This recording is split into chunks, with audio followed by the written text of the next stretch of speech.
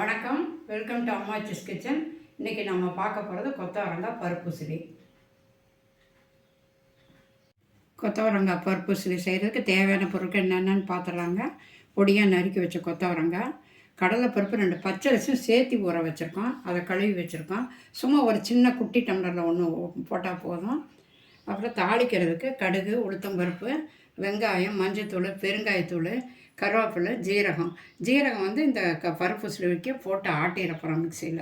மிளகாய், எண்ணெய் தாளிக்க, சால்ட்டு, அவ்வளோ.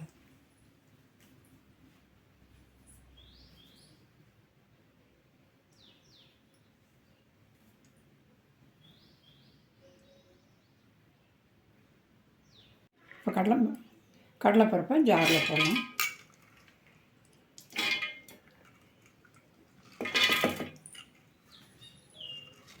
அது கூட 2 அரிசி போட்டிருக்கோம். அதுவும் இந்த ஏன்னாக்கா இந்த பிசு இல்லாமல் நல்லா குறன்னு இருக்கும். அதுக்காக பச்சரிசி போடுறது. மாவு இருந்தால் மாவையும் வச்சுக்க, மாவையும் சேர்த்திக்கலாம். மிளகாய் வந்து ஒரு 4 மிளகாய் போட்டுக்கணும்.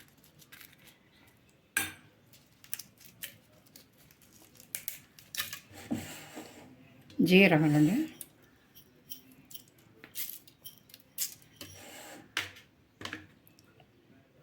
மஞ்சத்தூள் கொஞ்சம், அவ்வளோ. சால்ட்டு கொஞ்சம் போட்டுக்கலாம்.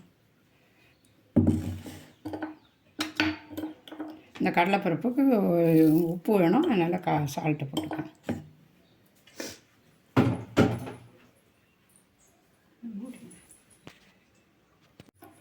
பாருங்கள், இந்த மாதிரி தண்ணி விடாமல் அரைச்சி கொஞ்சம் வச்சுக்கலாம், தண்ணியை எடுத்து வச்சுக்கலாம்.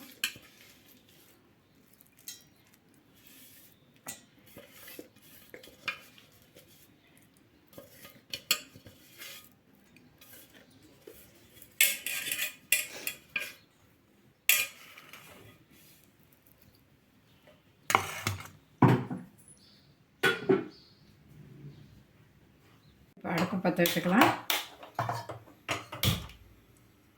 இட்லி பாத்திரத்தை வச்சு கொஞ்சமாக தண்ணி விடலாம்.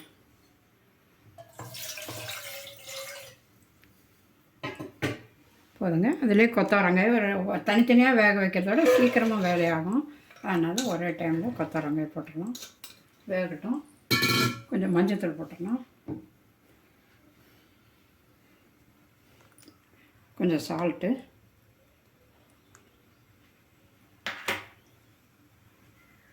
ஏன்னா காயில் உப்பு பிடிக்கணும், அதுக்காக லைட்டாக சால்ட்டு போட்டுக்கலாம்.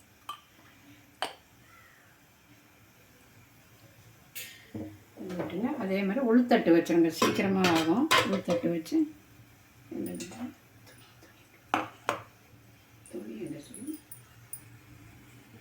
இப்போ இந்த அரைச்சி வச்சுருக்கிறத இப்படி குதிரியாட்டம் போட்டு வச்சிடணும்.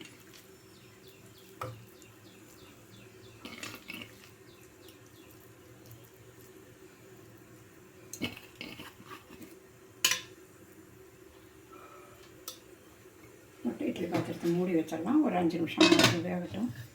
அடியில் கொத்தவரங்காய் போட்டால் அதுவும் வேகணும், இதுவும் வேகணும். அதனால 5 நிமிஷங்கிறத ஒரு 10 நிமிஷமாக விட்டுறலாம்.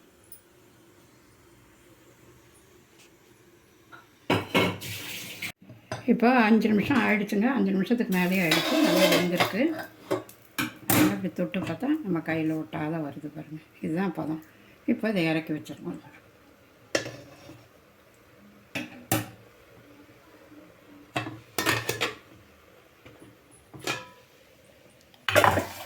அப்புறம் அடியில் கொத்தவரங்காய் போட்டுருக்கோம் பார்த்தீங்களா, நல்லா வெந்திருக்காங்க. வெந்துருச்சு, அவ்வளோ. இதையும் வடித்து வச்சிடலாம். அடுப்பு ஆஃப் பண்ணிடலாம்.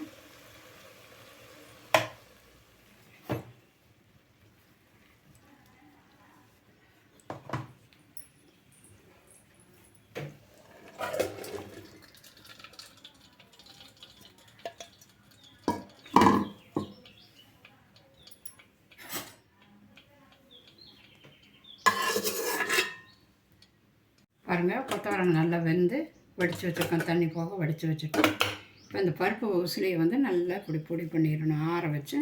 ஆற வைக்கணுங்க. ஆற வச்சு பொடி பண்ணால் தன்னால் பொடியாயிடும். ஒட்டாது, கையில் ஒட்டாது. இந்த அரிசி போட்டிருக்கனால ஒட்டாது.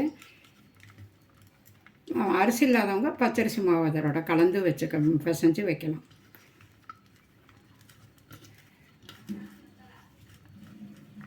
இப்படி உதிரியாக பண்ணிக்கணும்.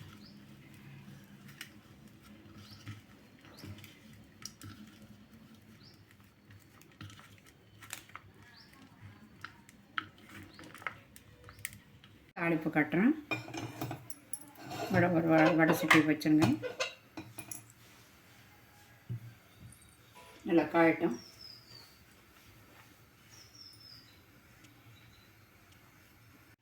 கொஞ்சம் தேங்காய் எண்ணெய் விட்டுக்கலாம்.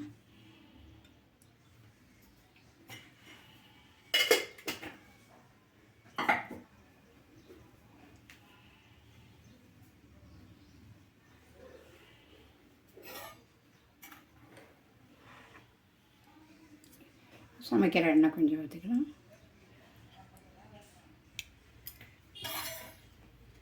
நல்லா காயட்டும்.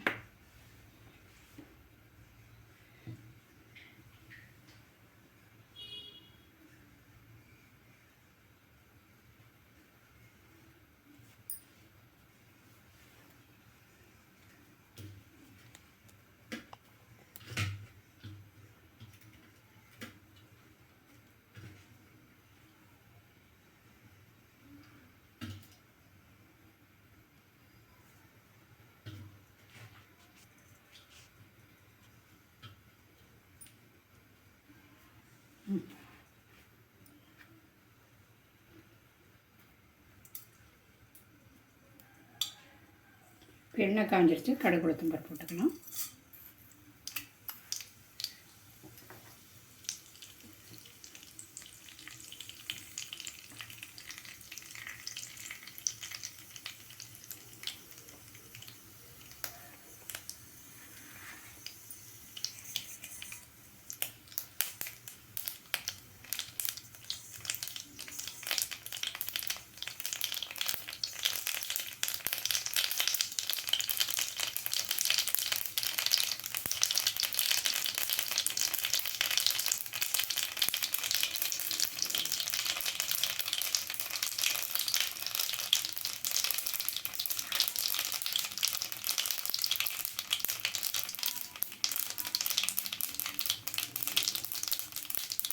கடுகு வெடிச்சிருச்சு. இப்போ வெங்காயம் வச்சுக்கலாம்.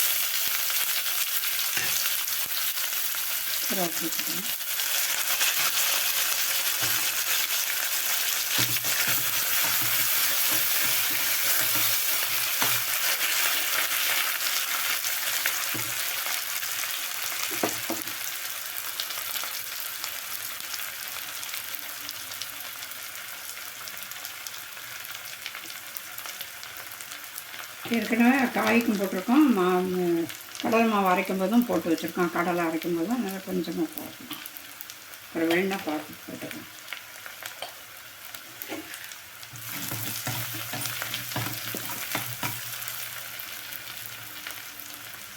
நல்லா சேவக்கட்டும். வெங்காயம் நல்லா வணங்கிடுச்சுங்க. இந்த டயத்தில் கொத்தவரங்காய் பறித்து போடலாம்.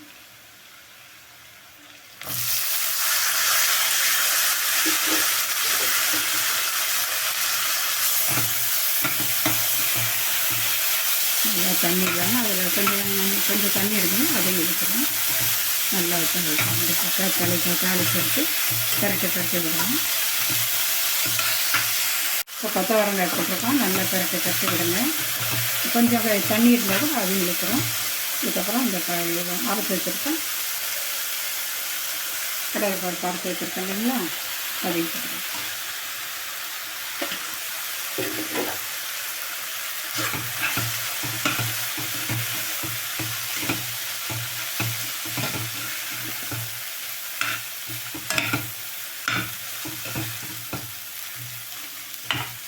நல்லா ஒரு 4-5 பரட்டை போட்டு கொஞ்சம் சிம்மில் வச்சுட்டு பெருங்காயத்தூள் கொஞ்சம் போட்டுருங்க.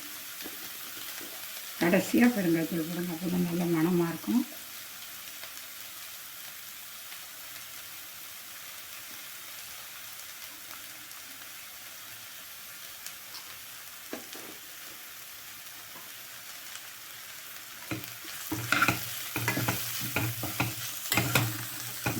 பருப்பு பார்த்தீங்களா, கலந்து விட்டுட்டோம். அவ்வளோதாங்க. ஸ்டவ் ஆஃப் பண்ணிடலாம். பண்ணிவிட்டு வேறு பாத்திரத்துக்கு நம்ம எடுத்து மாற்றிக்கலாம்.